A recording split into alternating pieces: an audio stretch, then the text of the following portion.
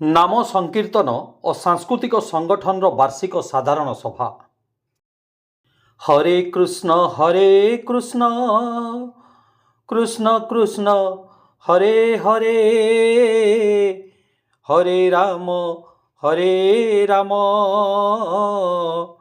राम राम हरे हरे। नाम संकीर्तन और सांस्कृतिक संगठन मधुबन पक्षरु रविवार संध्यारे मधुबन परिचय गृह निकटरे वार्षिक साधारण सभा अनुष्ठित हो जाइछि। ଏହି କାର୍ଯ୍ୟକ୍ରମରେ ମୁଖ୍ୟ ଅତିଥି ଭାବେ ବାରିପଦା ନଗରପାଳ କୃଷ୍ଣାନନ୍ଦ ମହାନ୍ତି ଯୋଗ ଦେଇଥିବା ବେଳେ ସମ୍ମାନିତ ଅତିଥି ଭାବେ ବରିଷ୍ଠ ସାମ୍ବାଦିକ, ଲେଖକ ଏବଂ ସ୍ତମ୍ଭକାର କବି ବିଷ୍ଣୁ ଶତପଥୀ, ଉପନଗରପାଳ ସୀମା ଦାସ ଯୋଗ ଦେଇଥିଲେ।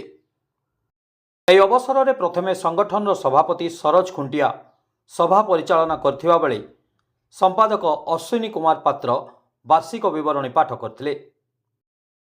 तत्परे अतिथिगण निज निजर सुंदर अभिभाषण रखी संगठन उन्नति कामना करथिले।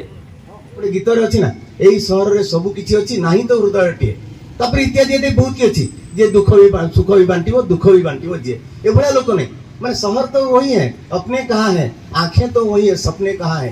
यही परिस्थिति समय गोटे संरक्षण में ये सब उद्यम लगे दरकार। आ मोर सौभाग्य माने मोर से खरी दे मुझे एठिकार माने माने 6 नंबर घर जे 9 नंबर भोटर मुझे एबे भी माने गतर भी भोट दी 9 नंबर भोटर तेणु मोर भी it is a pleasure and privilege on my part to be here.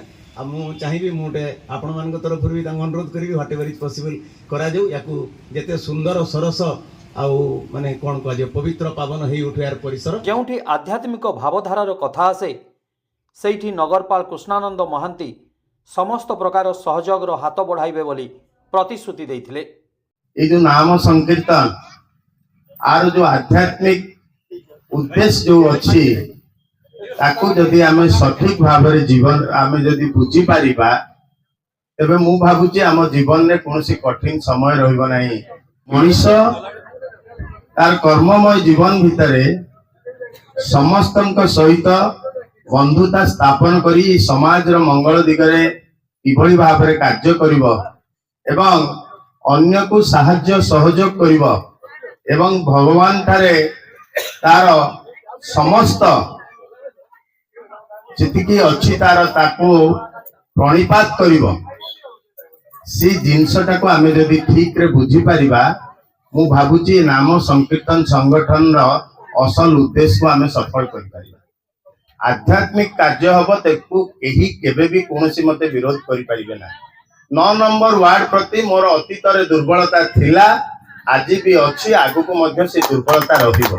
तो जानि की खुशी हेबे 9 नंबर वार्ड पई ड्रेनेज सिस्टम पई स्वतंत्र भाव रे आमे चलित वर्ष 5 रु 6 कोटी टंका खर्च करबा पई जाउची बारीपदा। आज आपन को एही प्रतिश्रुति देइची जे आपनकर एप्रिल मासरे जेतबेला आपनकर वार्षिक उत्सव हबो सी जो आपन को मधुमालती जो संक्रांति रे ना जो हम ता पूर्वर तार संपूर्ण नवीकरण कार्यक्रम आम निश्चित भाव में कर जो आर चतुर्पार्श्व कथा कहते बारिपदा म्युनिसिपालिटी निश्चित भाव में आम अपेक्षा करूँ अल्प दिन भितर जदि नहब भी आम निजस्व पांठि आर उन्नतीकरण कार्यक्रम करूँ ये पड़िया संपूर्ण भाव में आध्यात्मिक दिगरे कार्यकारी हम जेतबले जो समय भी जे कोनोसी कथा प्रचार अष्टम प्रहरी ठारू आरंभ करके जे कोनोसी आध्यात्मिक कार्य करबा पई चाहिबे सेतबले निश्चित भाव रे आमे ताको जोगेई दबु।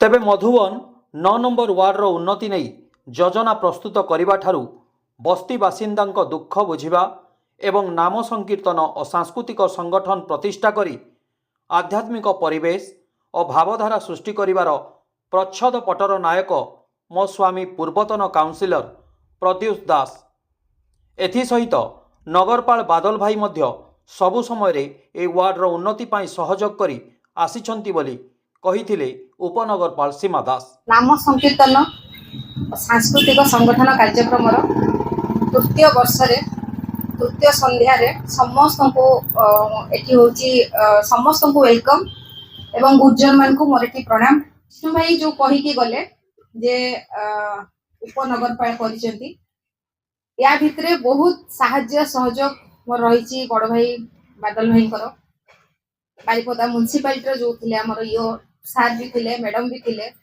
ବାରିପଦା ମ୍ୟୁନିସିପାଲିଟିର ସମସ୍ତ କର୍ମକର୍ତ୍ତା ମାନଙ୍କର ତତ୍ ସହିତ ମୋର ସ୍ୱାମୀ ଏକ୍ସ କାଉନସିଲରଙ୍କର ତାଙ୍କର ସବୁ ପ୍ରପୋଜାଲ, ତାଙ୍କର ସବୁ ବୁଦ୍ଧି, ତାଙ୍କର ସବୁ ଆଇଡିଆରୁ ତ କେବେ ବି ମୁଁ ଏଠି କହୁଛି ଏଇଥିପାଇଁ କେବେ ବି ଜଣଙ୍କର ପ୍ରଚେଷ୍ଟାରେ କିମ୍ବା କେବେ ଜଣଙ୍କର ଇଏରେ କେବେ କୌଣସି କାର୍ଯ୍ୟକ୍ରମ ହେଇପାରିବନି।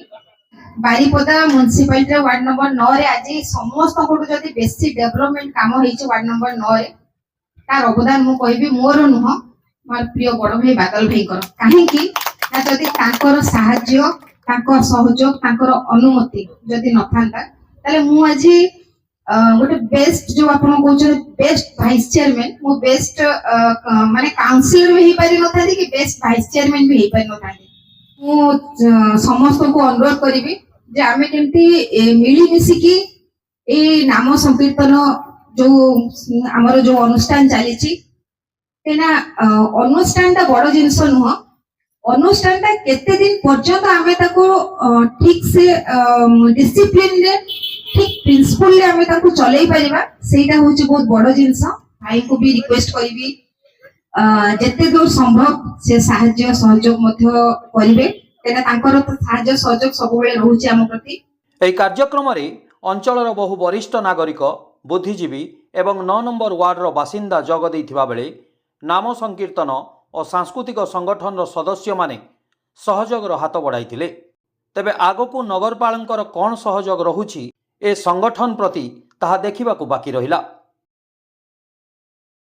ମୟୂରଭଞ୍ଜରୁ ସଞ୍ଜୀବ କୁମାର ରଞ୍ଜିତ, ସ୍ପଟଲାଇଟ୍ ଇଣ୍ଡିଆ।